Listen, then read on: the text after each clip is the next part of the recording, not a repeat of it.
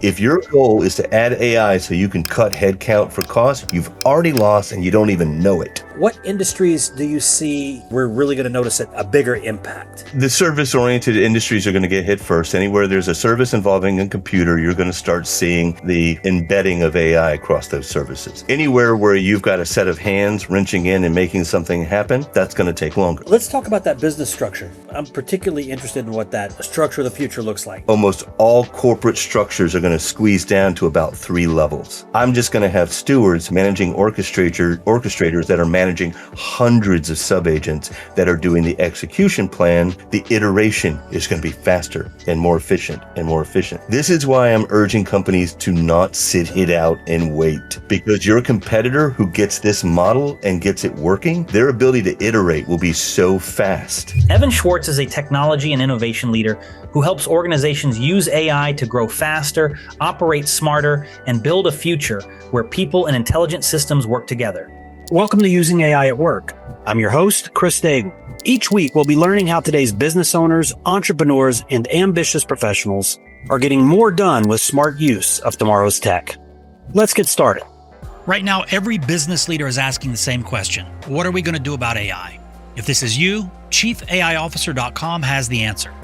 We give you a simple path forward where we provide executive and team training so your people know exactly how to safely use generative AI in their day-to-day.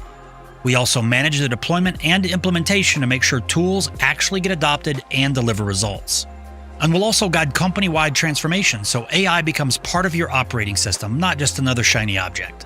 The companies that act now will increase productivity, cut costs, and grow faster than their competitors. Those that wait will get left behind. So if you want to make AI work in your business, visit ChiefAIOfficer.com and see how we're helping companies of all sizes finally get results from AI.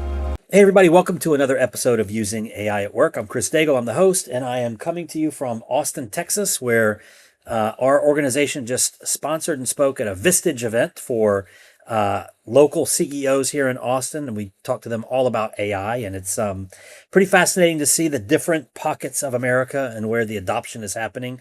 As you would imagine, Austin was a pretty tech-forward place.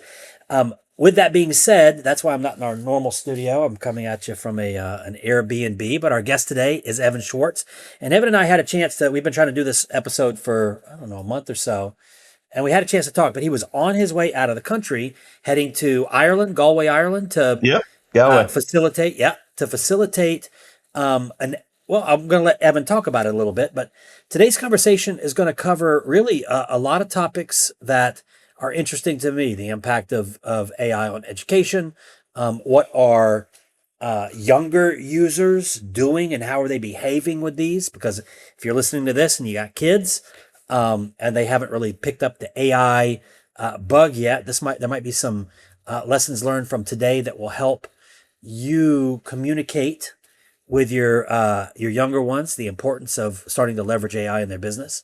And we're just going to talk about AI and AI expertise. So Evan, before we get started, I want to ask you a question and again, I'm borrowing this from Greg Eisenberg with his podcast, but he always asks, what do you want people to walk away from today's episode with?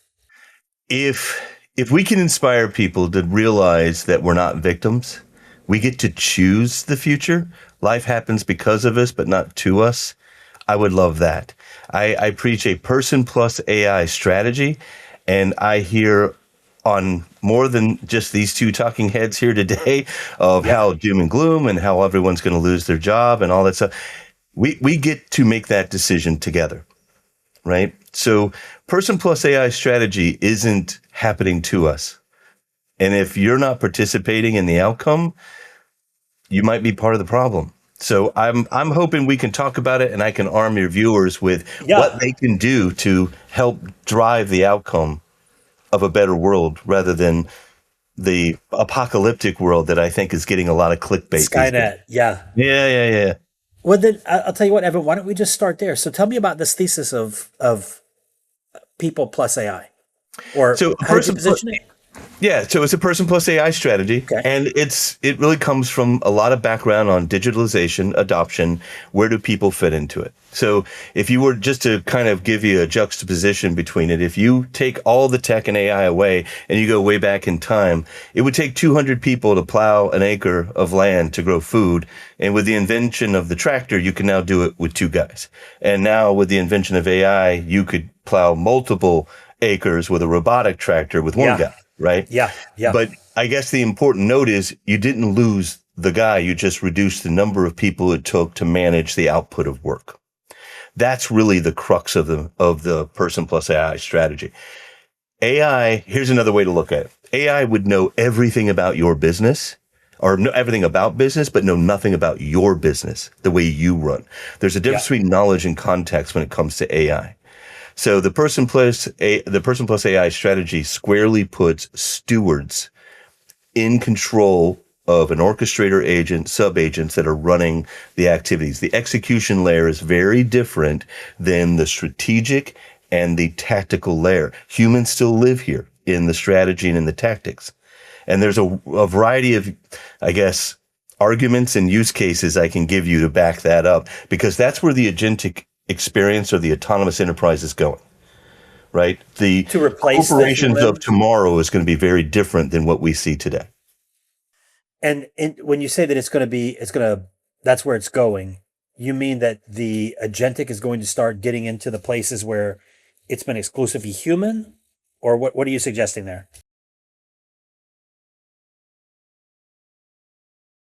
Got it. Okay.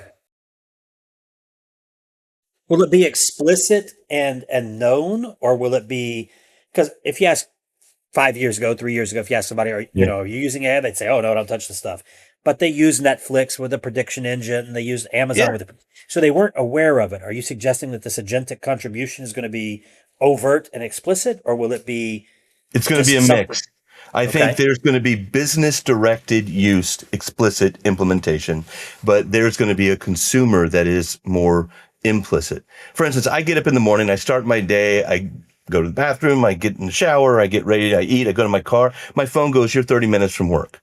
That's an agent that had watched what I did, pulled in information, and realized at this time every morning, Monday through Friday, I'm most likely going to work, and it popped up a little helpful message telling me that given traffic, you're this far from work. I didn't give it that directive to do that. So AI is going to permeate everything in a way of context awareness. I'm going to start walking into rooms. Lights are going to come up. It's going to understand my behavior. Coffee is going to turn on and start making itself. We're going to start seeing it in everything. And we're going to just adopt it naturally over time in our lives and permeate, but on top of a very directed measure by early adopters. So it's like anything else. Right. Today, me and you say we're dialing a phone number. No one's dialed a phone in decades, right? So the lexicon's still there. It's going to carry forward, but it's not going to be adopted the same way at all levels in society. I would again imagine at some level this is already happening.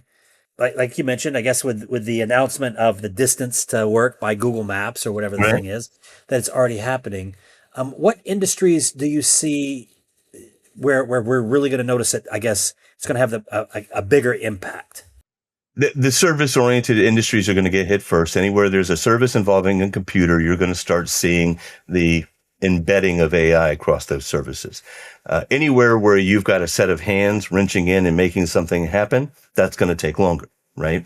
So you'll see a lot of your constructions will take a little bit longer to get in, but there may be facets of that business that are automated through the agentic process. The filing, get permitting, ordering of supplies all gets automated. But, the guys with hammers and nails that have to put it all together, that's going to take a lot longer.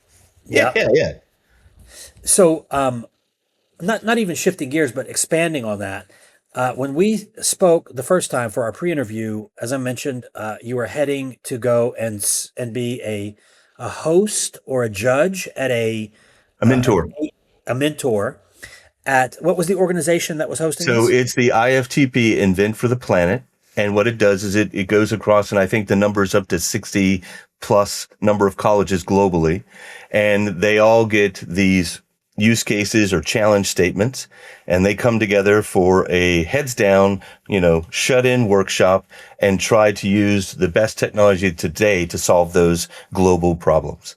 Right. And each one, it's all streaming live from one university to the next. Each one of the universities have judges. Each university has mentors. Jack Sad at ATU out in Galway kind of organized the whole thing. He's brilliant. And we got to see 8 teams start Friday night with a problem statement using today's technology, their acuity for the development and solving of problems and coming up with solutions, and then present those solutions as practical applications Sunday. So it was a 2-day shot to go, how close to a reality could you get?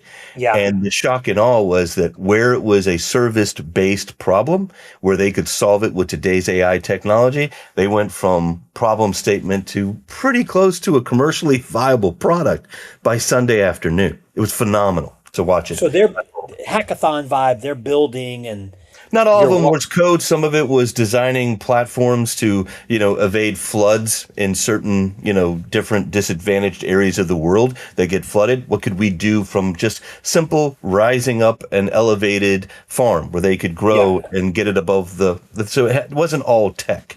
So they were able to pick their challenge statements and come at it just from an unencumbered creative mind trying to solve the problem. And you said there were 2 problems that were the target of this particular competition. Yeah. So these 2 particular, where they were able to get all the way almost to what I consider commercially viable, was solving world hunger and solving food waste at a global level. And look, you can get down to specifics, but globally, we waste about 40% of food globally. We grow more food than we can consume, or we do not get it all the way through the supply chain before it gets wasted. And it's embarrassing as a society, as a culture, as a species to waste that much food. A general statistic that's easy to 140 million eggs in the United States are produced. 40 million of them never make it to a plate. They go straight to the garbage. That's a lot of food to even have a single person in the United States hungry. It's an embarrassment. And the reality of that, where you see the most significant impact in food waste, is in the home. It's mine, your house. And if you've got a rotter in your fridge like I do, they call it a crisper. You know what I'm talking about. Yep. You'd have a tendency to overbuy week to week or whatever your cycle is, and there's food that just doesn't get eaten that you end up having to waste. There's just tons of waste in it. So the challenge was, what could you do? We didn't even suggest it's a technology problem. What would you do to solve it? And their solution was brilliant. They were able to scan the receipt from the grocery store, just a quick picture of it. AI disassembled that and said, I see all the things you bought based on the SKU, looked it up, knew what the product was, put it into a category, guesstimated approximately what its expiration date would be based on its type and brand and all that stuff. And then that would give the system the ability to go, hey, have you eaten your bananas yet? If not, you're about 3 days away from being able to consume them straight from the banana. Amazing. Or if there are a couple more days, you could make banana pudding because it's not considered rotten if it's got bruise. Not everyone knows that when you get the bruising on it, banana pudding's a good way to not waste that food, right? Yeah. So they came up with ways to promote that. Give this app away for free for me to take it to maximize my food, make me aware of the food that I'm wasting month to month. Well, that might change, if I'm not going to eat it, why am I buying it? Right? Yep. And then if that food item doesn't get bought, that's going to create an upstream ripple to the producers who are going to produce less, and we're going to waste less, right? All the way through. It was just the whole system that they came up with, I thought was brilliant, very commercially viable, capturing all of that user data, and then they could take that data and promote it to food producers to say, hey, we want to promote a banana pudding recipe. Do you have products for that? How much would you pay me to put your products? Give them a coupon so they can go try your product in the store. So here's a digital coupon. Here's a recipe to try your stuff so they can salvage those bananas and consume them rather than let them go to waste, or insert any item for any variety of use. It was a brilliant, entirely self-contained system with a way to monetize it, commercialize it, and create a very positive outcome at the end. I just thought it was brilliant.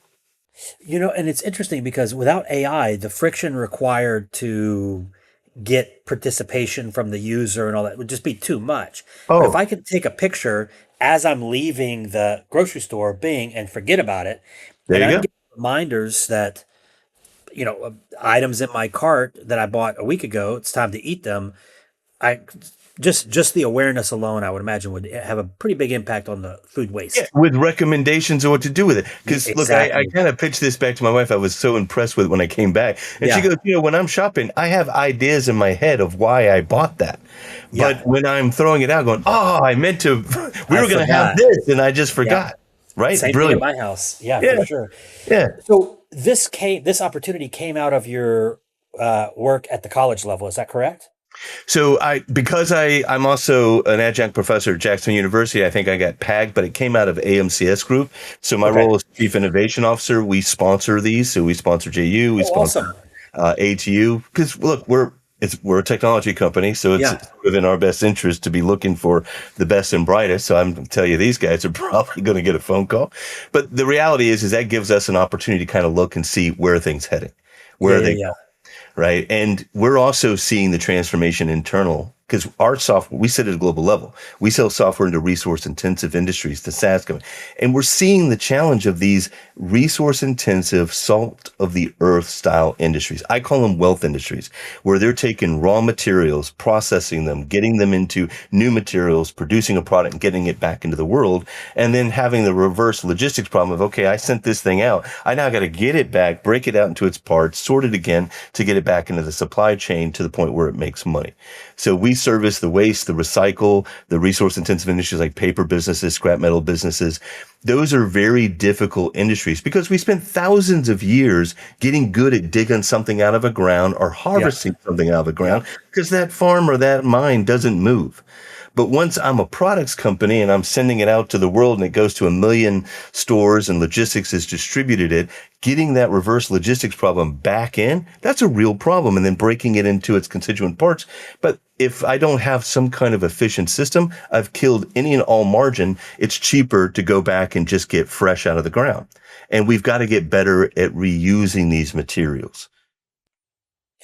Let me ask. So, I'm one of the things, I've got kids, college age, all the way down to just getting involved in school, and I did a post about this on LinkedIn the other day about what does the AI relationship need to look like with between your children and the technology.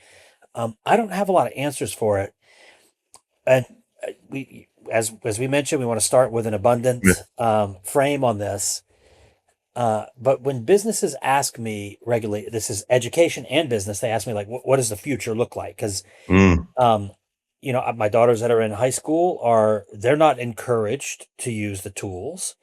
And to me, I'm like, well, that's like telling a kid you can't use email because it's cheating. You should learn penmanship, right? Well, maybe. I mean, I think it's a disservice. And the same thing in business, when we have companies or industries even that are playing the wait and see game when it comes to Mm. AI. Like, oh, well, we'll let them figure it all out and then we'll get involved. Believe it or not, if you're listening to this, there are plenty of your competitors who are on the sidelines still in 2026.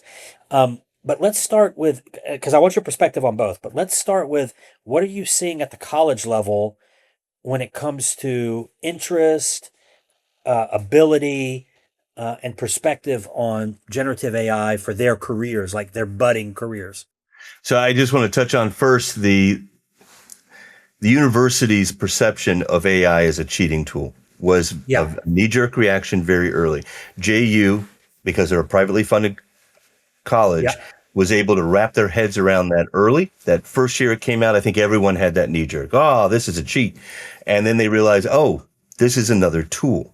We need to now incorporate this into our curriculum, which they have. ATU, Galloway, doing the same thing. So while maybe your child's university might be still thinking that way, we're Yeah. seeing those ripples now go out that colleges are now adding AI as part of their curriculum. They're going to have to. So And how are it's the not a kids long, behaving?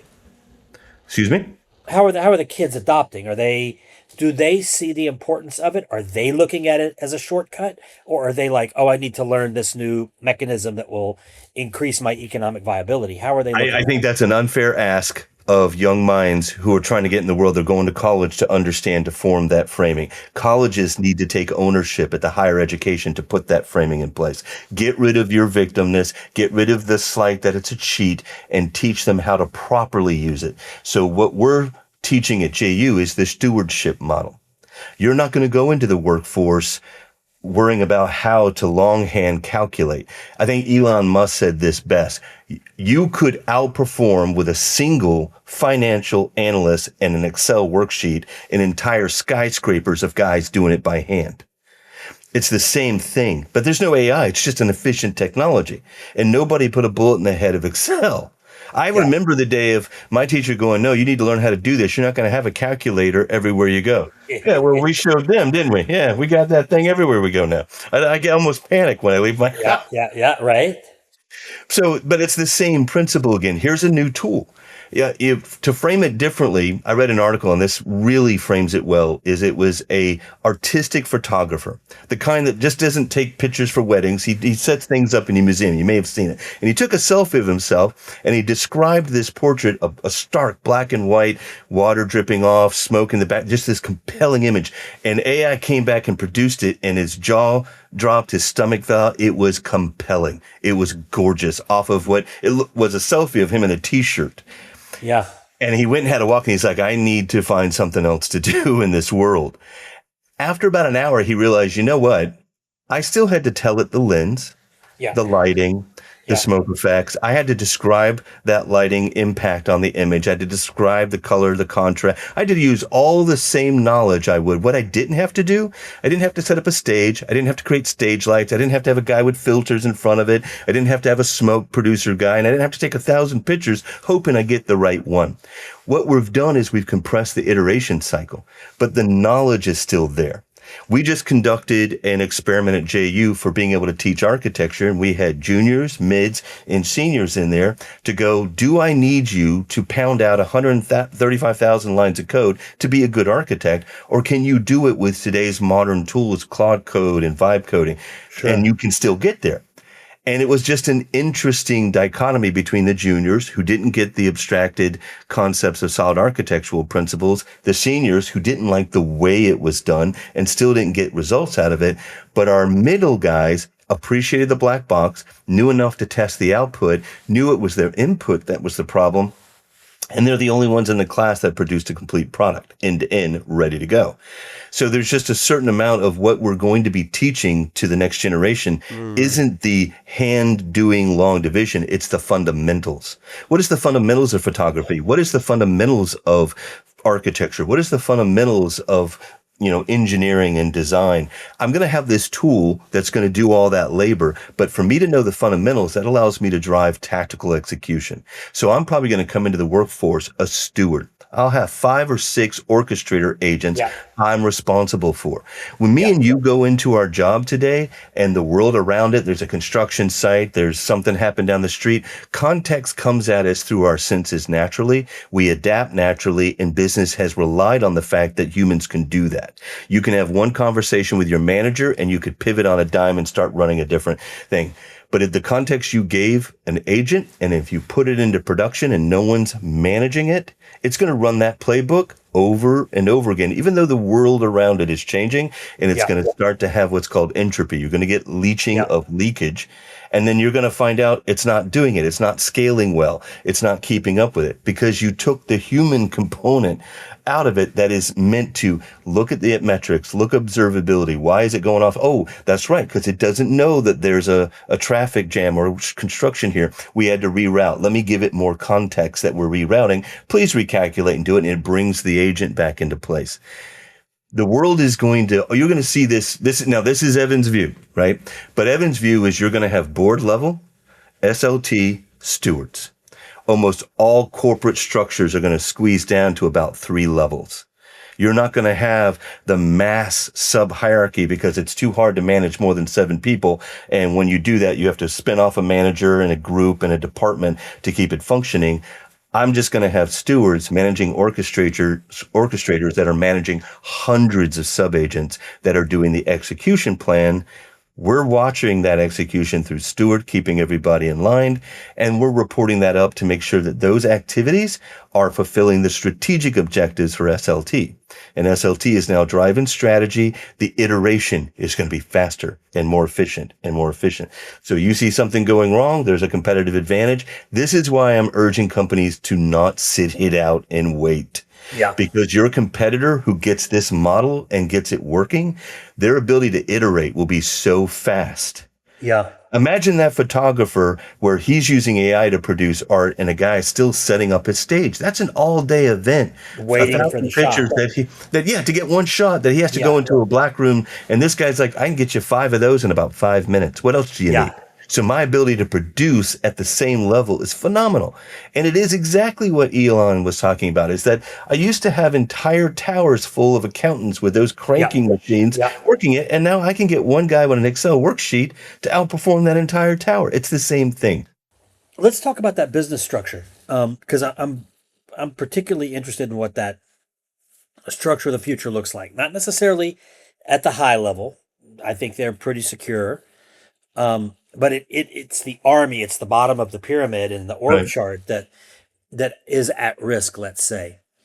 How far off are we from what you're suggesting as that corporate org chart? And I'll tell you why I'm asking this is because I've referenced it before on the podcast, but there was a study done by MIT. I think the results came out in December, and it was partnered with the Bureau of Labor Statistics. And they were looking at all of the jobs, or I think it was 900 jobs, and they were looking at how much can today's current technology impact the different roles and that sort of thing. And they said universally about 12 to 14%. But anybody listening to this probably is looking go like, we're not getting 12 to 14% of most of my employees' work is not being handled by AI. Maybe ad hoc here or there. But it's the friction of the human. Just because the technology exists doesn't necessarily mean that the human knows how to use it, wants to use it, or will use it, right? So how far off are we from this dynamic that you were describing of the 3 tiers of board, SLT, and SLT stands for? Senior leadership, Senior leadership, team, and then the steward, which would be the agent orchestrator? That's right. It's the human that's making sure that strategy is converted into tactical execution commands, workflow stacks, right? So imagine what your SLT typically today has a +1. So here's our strategy. We got to increase EBITDA. We got to get free cash flow. We got to do this. What are all the ways we could do that? That gets put into +1. +1 builds a balanced scorecard. I'm going to have to touch every customer a little bit more to reduce my churn. Right. So, and I know because I've run these numbers, every time I call and I talk to my customer and I feel like they feel like I love them, they're less likely to leave me. Right. But right now, because I got humans making all these phone calls and doing all this stuff, I can only touch a customer so many times a week. But part of that touch is what I call low value necessity activities. I make a call to you. You're my customer. We have a talk. There's action items. Right after that call, what do? I have to take that information, write an email, get it to you. Here's what we said. Here's what I agreed to do. I'll follow up next week with it, blah, blah, blah. That low value but necessary work reduces the time I can call the next customer. So if I've got AI listening to this, transcribing it, reading it, and I've spent any time training my helper agent, my coworker, to be able to take that transcription, put it in the format that I like and send it to you so you can see it, and then go ahead and put updates in my calendar for me. Let's do a check-in because one of those action items, I got to go back to product and go have a talk. Put that on my calendar for me. Do all of that so that I can spend more time doing this. So that I can cut my churn rate in half. That's a tactical balanced scorecard activity you can measure that when you do it, reduces churn. So you can put it, that's simple math. What is the total ARR of your company? What's your expected budgeted churn? If you're at 5%, you cut it in half, 2.5. That could be millions of dollars. Now it comes down to how many of those stewards do you need running those agents in low value to be able to double the number of touches? That's the kind of activity. There is a process. So it's not just from where we are today to autonomous. Okay. Yeah. There is a journey of OCM, organizational change management, that you're going to have to go through. Some things might be, I offer an agentic way, but I still have the old way to do it because I need a way back to give my company time to adopt the change. Because if you don't know your company's culture, are you an innovator? Are you an early adopter? Are you pragmatic? Are you risk averse? If you run at an innovation deployment strategy and you're risk averse, it is high friction everywhere, right? So that's where you have the weird disparity around time frames, because companies have different cultures. Companies run different. So you'll see some companies running slower than others. Some domains run a little bit differently because they all have like a collective culture. So there's going to be a little bit of peanut butter spreading, but most of it's going to be a rocky road depending on the nature of the company. So in this 3-tier framework that you're talking about, who is touching the client? That's more likely your customer, right? I mean, your steward. No, your steward, right? Okay. Yeah. Yeah. So there's going to be human touch point, but I don't necessarily need, if it's an electronic transaction, like we were just talking about, I can have my agent do that as long as it looks like I wrote it, right? I would train it. Here's how I write it. These are the word usage. This is how I talk. Here's how I organize my stuff. Keep it consistent. Send that email for me. But if there's a problem, the whole point is I need to connect with my other humans out there in the world that's a customer. But if I'm doing an order from a supplier and like their SAP backend talks to my order producer and I'm not talking to a human, then I can have my agent talk to their agent and make sure that my inventory runs slow. So it's not an all or nothing, one size fits all. There's going to be a mix of this.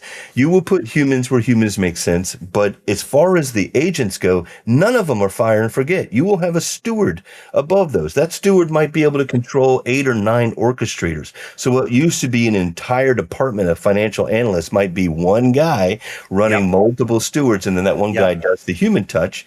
But you got agents doing the execution and producing the output.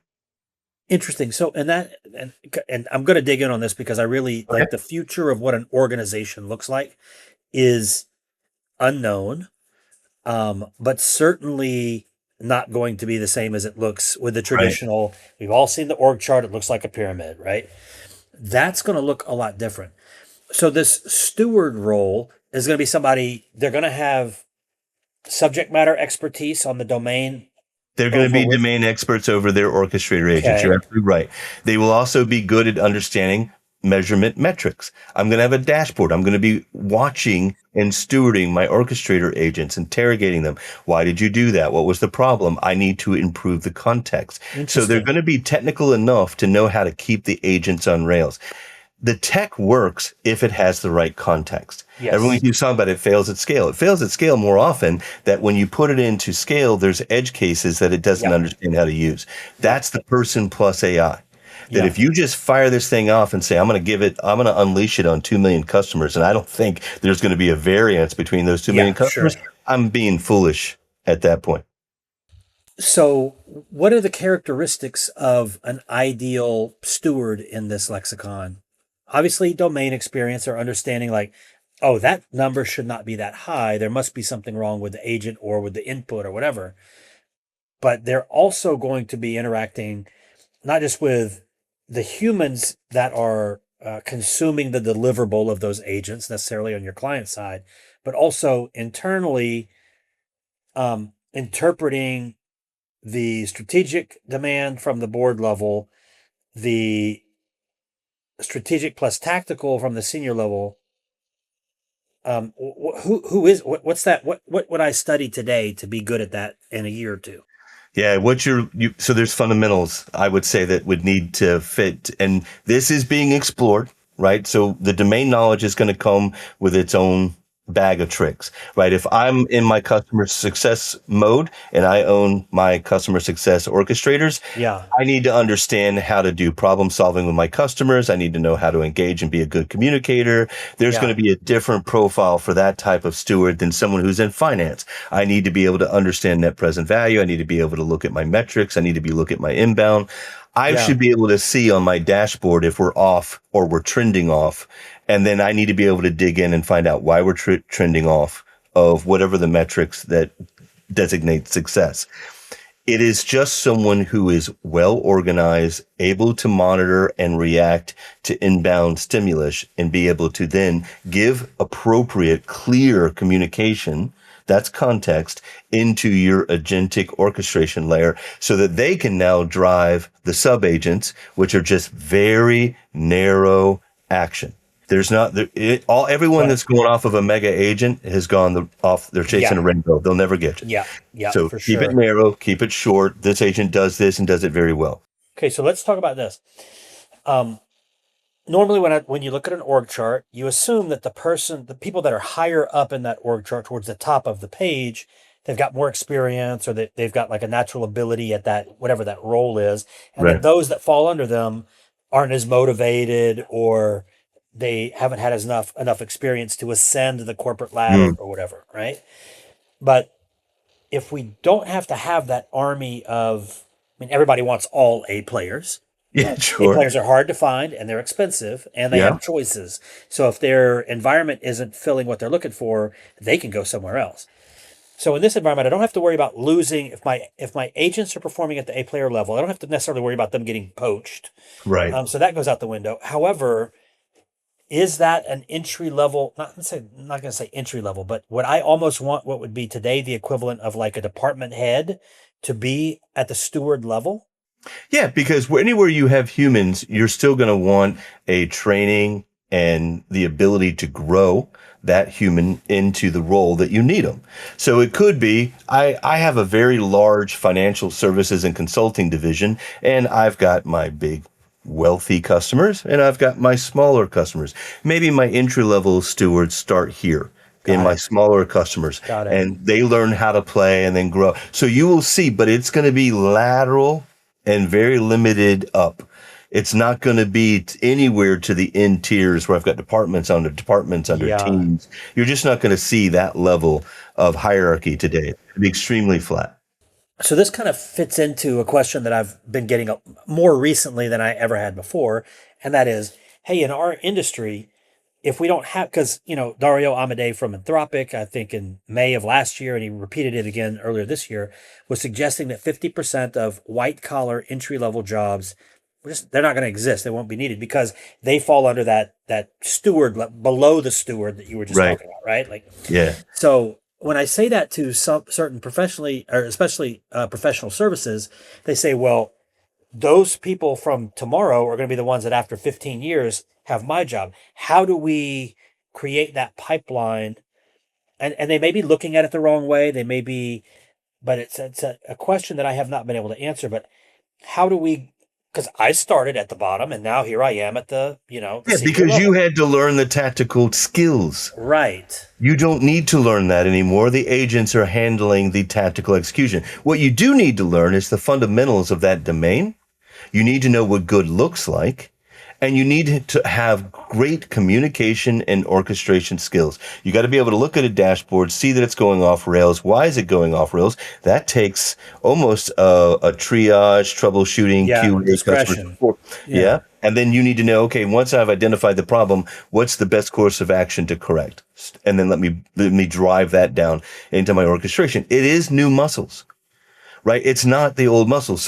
But because there's domain expertise, you should pick amongst your existing workforce and then start training them on orchestration. How do I do this? So your first question is, what do I tell my kids to start playing with now? There's NemoBot or NemoClaw just got released, ClawBot's out there. You can get Docker onto your workstation. Start to just automate the simple things of your life. If you have social media, how would I put together a few agents on my desktop to be able to go out, get my feed, allow me to type and then pull replies back in there? How can I manage my email? Maybe I've got Gmail and a handful of free emails. I want to pull those in and automate parts of my life. My youngest son has a series of agents. He's hungry. He talks to his agent. It goes out, gets all the stuff done, gets it, and food shows up by the door. So he doesn't have to worry about, is it Uber or is it this service? It goes and works out what the best service is, and food magically shows up, money shows out of his account, and he's automated that whole thing. And the weird thing is, it's like he has no desire to drive. That's a weird side effect. I've also learned that if those young individuals who don't have that strong desire to get in a car and go somewhere and drive and do some of those, or have learned really good at how to push a button and get just about anything delivered to the door, which tells me they're pretty good at managing agents already. They just need to find a good domain that interests them and then sell and upsell those services into the next generation of corporate world. That was probably more helpful to me than you may realize, because I don't know how to answer that question when it's like, it's like law firm. Yeah. We've got somebody who's, spent their 10,000 hours in the courtroom. How do we train somebody to do that? Well, they have to get their 10,000 hours in the courtroom, right? So unless the whole paradigm shifts, and your son that you're talking about here, the desire not to drive, well, if he wanted to drive, there's full self-driving. Yeah. But he didn't even have to know how to drive. So this idea of, like, the journey that I went through, I got my permit at 13 when I was like, so they don't have to do that because the technology. So this kind of equates back to that role of, well, how do I get these junior level people to become senior level people in 10 or 15 years? Well, maybe they don't. Maybe the whole model has changed to the point to where they don't need to be senior level. They've got access to all the domain expertise through a model or through an agent, and they just need to know what food they want, what outcome they want from the legal and case. how to tell this thing to go do it. Yes. They don't need to know that there's an Uber Foods, or maybe your Publix has a delivery food. So you don't need to, that is all abstracted. The AI is going to find the cheapest one to achieve the result you're looking for. You told it what you want to eat. It'll go across the delivery services. It'll request the amount of money, or if you're okay with it, put in the orders, get it done. And your next interaction is, in fact, he doesn't even interact with the guy at the door. He has him knock, put it on the ground and walk away. Yeah. It's like he's worked really hard not to interface with that guy. So, but I mean, to me, that is, you're going to see more and more of that. Now, whether that ever has a challenge to elevate up into senior leadership, I think you start seeing two castes of employees. You see those tactical, strong executors, and then you see those visionary, entrepreneurial leadership, business growth. Because the goal for this isn't to cut costs. And this is really the big preach here. And we talked about at the beginning, what do I want to leave them with? If your goal is to add AI so you can cut headcount for cost, you've already lost and you don't even know it. Keep as many people as you can and go for asymmetric growth. Go back to the customer success model we talked about. I've got agents. I mean, I'm not looking to cut any of my customer success. I want to cut my churn in half. I want to double the amount of NRR, net revenue retention, I can keep every year. Now, at the end of that, how far can I grow that? How many more customers can I put into that bag and have those stewards continue to service it before I have to grow? And now, at the end of the day, if I have totally dominated my TAM and I can't grow any further, by all means, Mr. and Mrs. Customer, right size your business. But don't start there. Start with asymmetric growth. How do I get maximum free cash flow? How do I get maximum net revenue retention? How do I reduce my churn with the people I've got?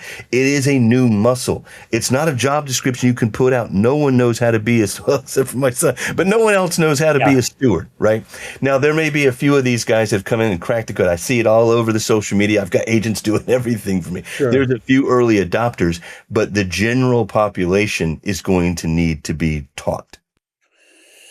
Okay, so this is interesting because I've always, when companies ask about that, I say, whoa, don't fire everybody, because they understand how your organization works. Right. And if you get rid of them, even if you want to hire somebody that knows AI, they don't understand your company culture, that Diane has the keys for this. Yep. They don't understand all those things. So the context that you need to steward with that AI, because it's going to change. Entropy is going to kick in. You kill all of your tribal lore before you. That's the point. AI will never. I'm not going to say never. That's probably inappropriate. But probably in our lifetimes, it will never have the ability to absorb context the way we do.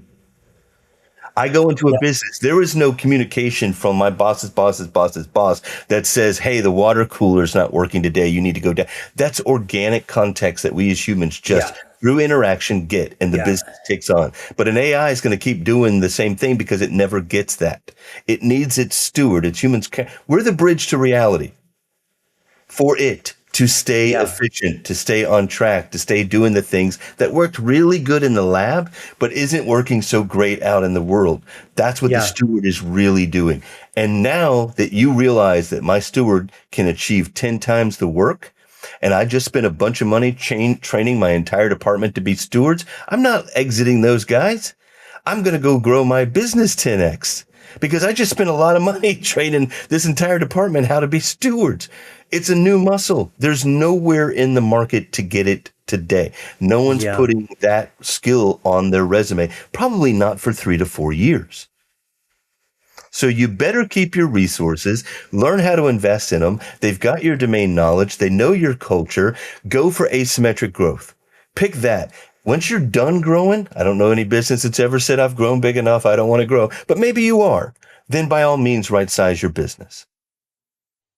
Interesting. Okay, this is my head's swimming a little bit because this is an approach that I hadn't considered yet. Because it's the whole question about, well, what happens when AI starts taking the jobs, and are people, is it UBI, or as Elon calls it, universal high income, which sounds very intriguing. But I don't have an answer. Like I tried specifically not to think about what does that look like, because I'm focused on how do I get the most out of it today, right? I'm not here to necessarily predict the future. I want to predict tomorrow, not. Look, my goal is to provide a stewardship model, an operations model, a security model, and a governance model for AI for your business to operate.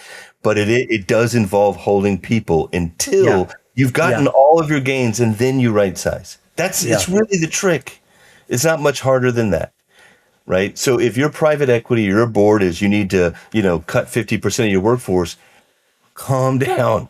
Why don't I double my revenues first, and then we can decide whether I should cut my workforce? Let's target the up. That's an infinite game, as opposed to the best I could get cutting my workforce is 0, and I still now have the cost of AI, so I didn't get it to 0. And then the second entropy sets in, the context of the world of reality shifts one way or another, we go off the edge. We list the ship horribly, and now you've got nobody driving these agents. It's interesting because yesterday, as I mentioned at the beginning of this episode, we were sponsoring and speaking at a Vistage event. And our speaker, Adam, is clever in general, but his approach to AI is unique. And in that example, in the demo, the presentation yesterday, he did something I wasn't expecting. He said he was trying to explain to people that artificial intelligence truly, by definition, doesn't exist. This is predictive engines and blah blah blah. Okay? Sure. And people were like, and he said, well, let me prove it to you. I want you to take out your phone and open up your ChatGPT app and ask it to give you a random number between 1 and 25. And I was like, oh my gosh, where's this going? Right? Because a random number, I didn't know where he was going. Come to find out. And I want anybody listening, do this. I'm not going to tell you what the number is until the end of the episode. Sure enough, about half the room, when he asked, was your number blank, about half the room raised their hands.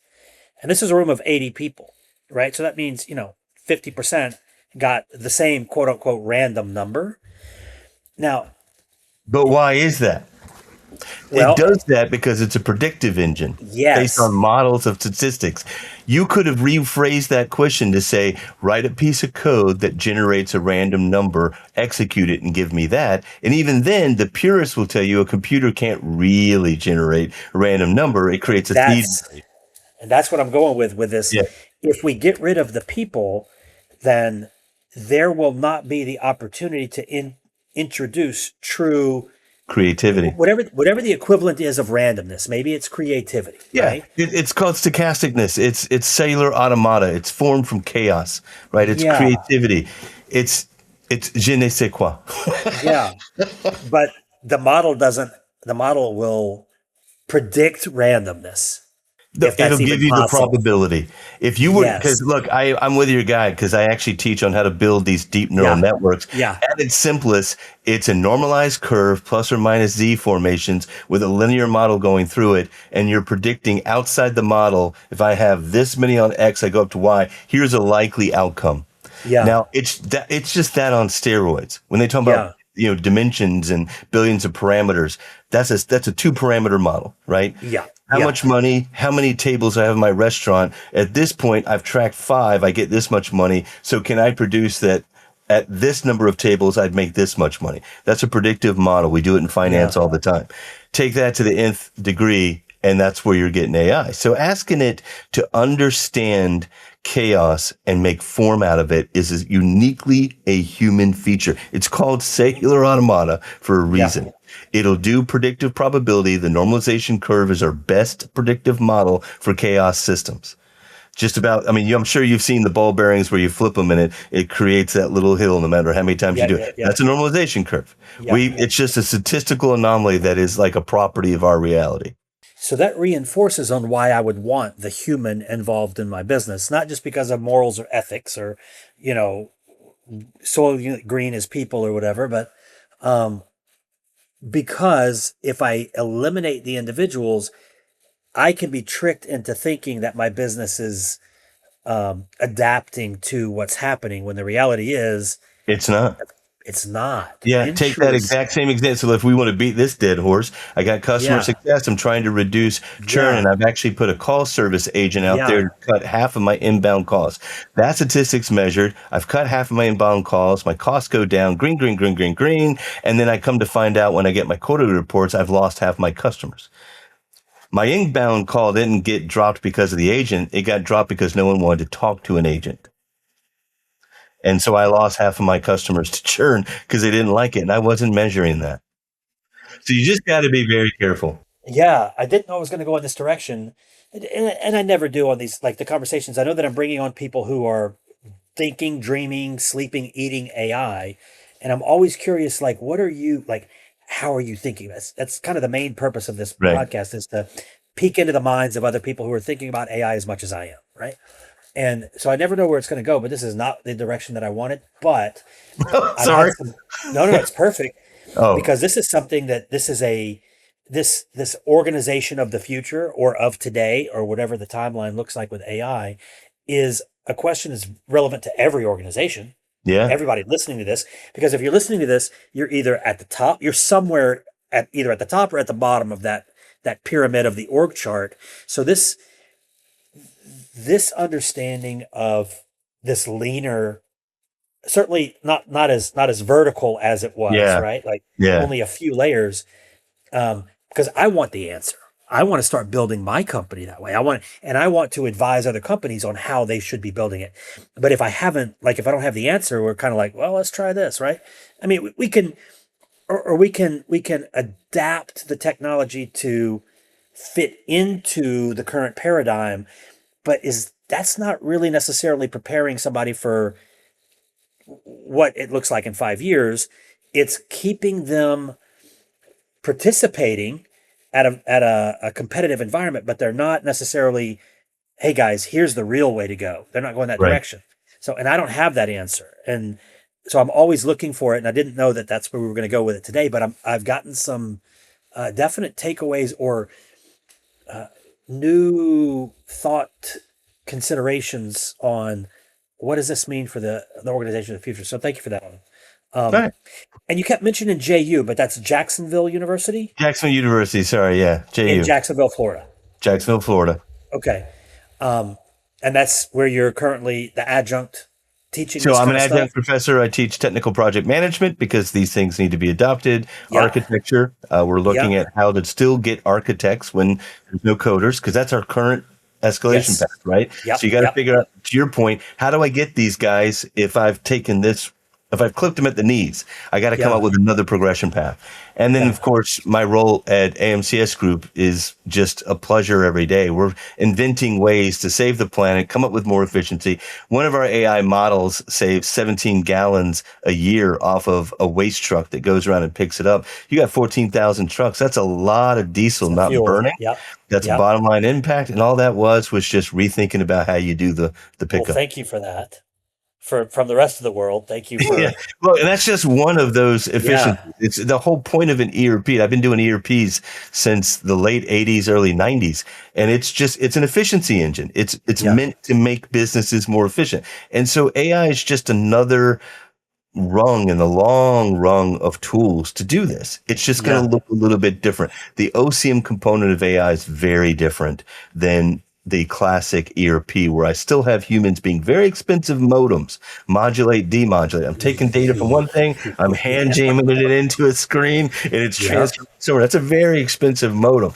And those are going to go away as we plug in IoT and we give it some context, but AI will get confused by the context of inbound. There's a difference between data and context. Let me just be very clear on that. You can get all kinds of data in, but if you don't have someone, a human being, providing that context, what does it mean? Randomly give it context, I assure you. It will do it.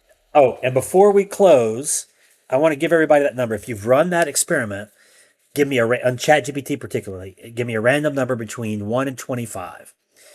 If your number was 17, then you're like half of the room from yesterday. That random number was the same for everybody. It was pretty incredible. So anyway, Evan, thank you so much. This was fascinating, and I really appreciate the perspective because it gives me another model to consider when answering that question by organizations, like how do we prepare for tomorrow? So, and if you're a listener and you're not ready for that level of like, what do we do with our organization? I would suggest that keep this one in mind because it seems extremely viable to me. So again, Evan, thank you so much. Any closing remarks for everybody? Look, I love to do this. My goal is to make sure that businesses, I don't care what your business model is, understands and is still going to be here in the future. We do not have to pick this apocalyptic view that everyone is painting. It's a choice. Life is happening because of us, not to us. It's a choice. So if you're looking for details, I do speaking engagements on this all the time. I'm happy to just give you my talking deck. So if you want to just look at it, I don't charge anything for this. You can go to my website, evanjschwartz.com. I'm happy to give it. If you're in one of the resource intensive industries and you're looking for something, give me a call and I'll get you hooked up with someone at AMCS. So other than that sounds great. Stick with the person plus AI. Because at the end of the day, I don't care how abundantly productive you are. If there's no one to buy your product, what are we doing this for? Yeah. Agreed. And everybody listening, I'm going to have Evan's contact information, at least his LinkedIn and everything, available in the show notes.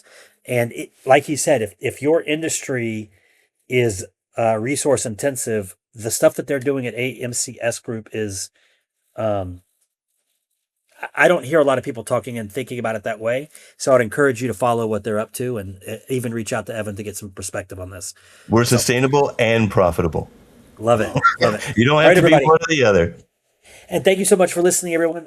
Again, if you have anybody that you know is on the AI journey and they're looking for broader perspectives, please share this with them. And if you have a moment, take some time and give us a rating on whatever your podcast platform is of choice. That really matters a lot. It gives me feedback, and it also helps others find what we're up to here. And my advice is always, go out there, start using AI. So thanks, everybody. See you soon. Thanks for tuning in to Using AI at Work. Don't forget to subscribe for more conversations about how to use AI at work. And a special thank you to our sponsor, Chief AI Officer, for empowering businesses with AI education and training. Visit their website for a free AI readiness assessment and AI strategy guide to help you get started using AI at work. That's www.chiefaiofficer.com. Follow us on Twitter at the handle Using AI at Work, and visit www.usingaiatwork.com for free resources to help you harness AI in your role.